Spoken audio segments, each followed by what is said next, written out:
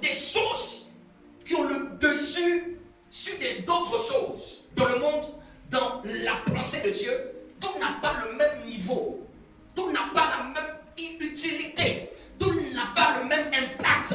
Il y a des choses qui ont un impact supérieur, parce que le fait d'être fort spirituellement va être utile à tout. Le spirituel est au-dessus du physique. Le spirituel est au-dessus du naturel. Le spirituel, c'est la dimension du surnaturel. Ce qui est naturel est éphémère, mais ce qui est spirituel est éternel. Ce qui est spirituel est rattaché au divin. Ce qui est spirituel demeure pour l'éternité. Si on vit des challenges naturels, celui qui est spirituel peut en venir à bout à cause de sa spiritualité. Donc beaucoup de gens sont négligents du côté spirituel, où la piété est utile à tout. La piété, c'est la spiritualité. Donc un chrétien doit comprendre l'impact de ce qu'il fait. C'est-à-dire, dans l'être humain, l'esprit est la partie la plus importante de notre être. L'esprit est la partie la plus divine de notre être. L'esprit est la partie dans laquelle Dieu habite. Dieu n'habite pas en réalité dans notre corps. Dieu habite dans notre esprit. Car il est écrit, notre esprit et l'esprit de Dieu forment un seul esprit. La grâce de Dieu descend dans notre esprit. Je nous parle de notre esprit. La vie que nous avons reçue de Dieu, quand Dieu nous donne sa nature vient dans notre esprit. Tel il est, tel aussi nous sommes. Et dans ce monde, notre esprit est comme une tour forte qui est au-dessus et qui possède la gloire de Dieu. Et Satan, son désir, c'est de faire tomber cette tour forte. C'est de faire en sorte d'emmener le déclin spirituel. Celui qui apporte ton déclin spirituel possède tes richesses et tes grâces.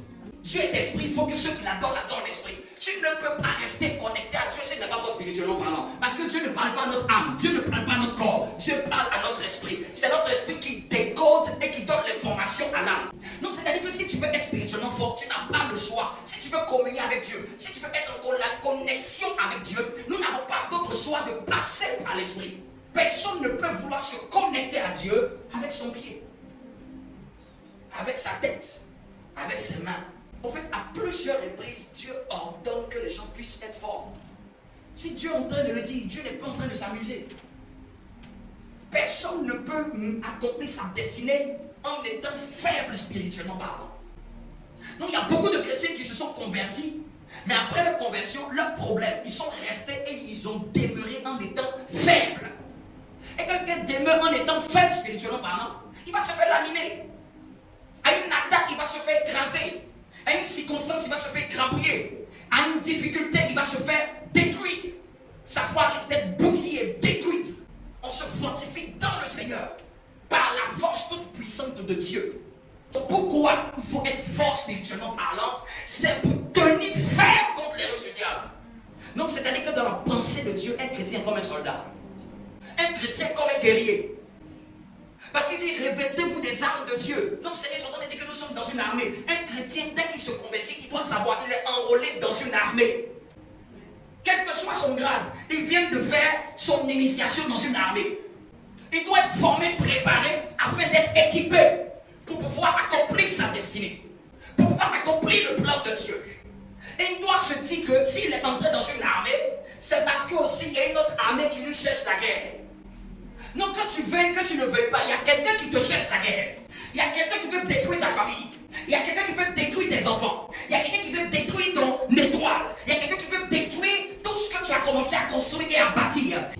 Il a même approché Jésus. Donc c'est pour dire que cette personne n'est pas en train de blaguer. C'est Jésus qui est 100% Dieu, 100% homme, qui est venu dans un corps de chair. Celui que nous appelons notre Dieu. S'il est venu et Satan l'a approché, dis avec moi, c'est toi que Satan ne va pas approcher. C'est toi que Satan ne va pas tenter. Souvent les gens abusent, mais il y a des choses, la Bible n'abuse pas. Le diable existe bel et bien.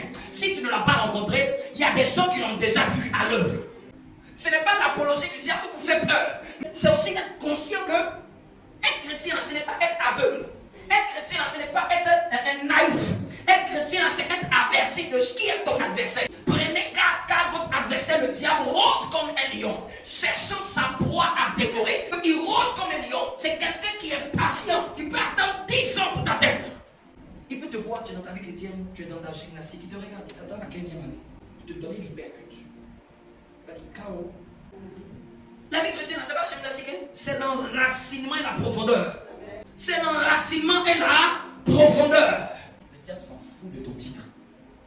Le diable respecte que la puissance. Le diable respecte que la puissance. Quatrième raison. Pour pouvoir résister dans le mauvais jour. Donc c'est-à-dire que dans ta vie, là, il y a un jour qui s'appelle le mauvais jour. Le mauvais jour, on ne peut pas prier contre ça pour que le Seigneur annule le mauvais jour. Le mauvais jour, c'est une période peut-être de ma vie qui va être difficile. C'est une période de ma vie que peut-être il va trouver bizarre. Parce que le but du mauvais jour, c'est aussi d'écraser. Le but du mauvais jour, c'est aussi détruire ta foi. Détruire ce que tu as bâti. Détruire ce que tu as commencé à construire avec Dieu. Détruire ta consécration. Détruire ton intimité. Détruire ta relation avec Dieu. Mais la Bible dit qu'il faut être fort afin de pouvoir résister au mauvais jour. Tu sais c'est quoi le mauvais jour? C'est la période où tu as l'impression que ce qui arrive en vrai c'est plus fort que toi. C'est la période où tu as l'impression que la tentation qui arrive elle est plus forte que toi.